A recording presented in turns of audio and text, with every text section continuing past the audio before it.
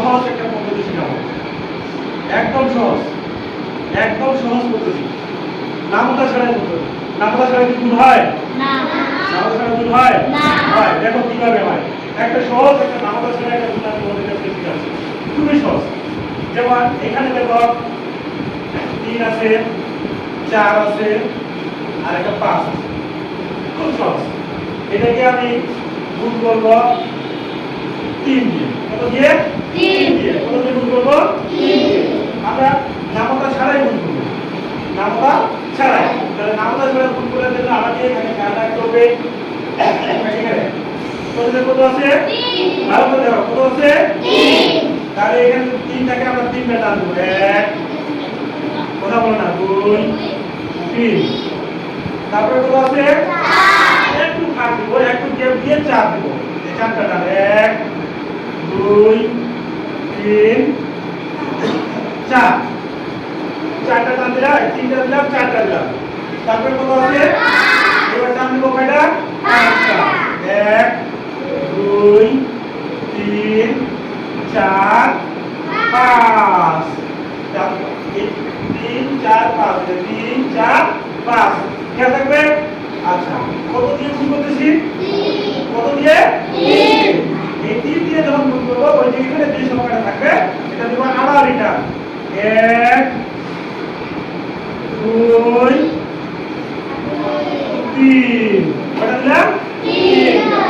আচ্ছা এখন দেখো দুইটা টান যেখানে মিলে গেছে, দুইটা টান এই যে লম্বা টান এবং আড়াআড়ি টান, যে টানগুলো যেখানে মিলে গেছে এই দুইটা পয়েন্টগুলো শুনি আমরা এইখান থেকে বলি। কত কত? 1 2 3 4 5 6 7 8 9 10 11 12 13 14 15। কয়টা হয়েছে? 15। 15 কিসের বিষয়?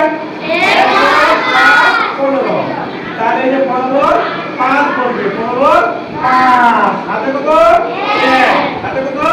1 আবার গুনি 1 2 3 4 5 6 7 8 9 10 11 12 12 কি 13 3 আবার হাতে থাকলে আবার হাতে 1 13 13 তিনটা কেন বসলো আবার হাতে 1 আবার গুনি 1 2 3 4 5 6 7 8 9 হাতে কত ছিল?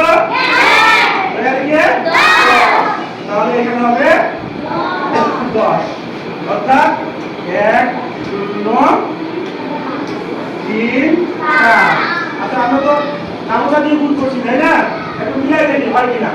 3 পাশে 15 হাতে 1 3 চারে 12 রেখে 13 3 হাতে 1 3 তিরিকে 9 2 কে 10 নিচে নিচে এটা কি সহজ? সহজ না? খুব মজার একটা টেকনিক তাই না?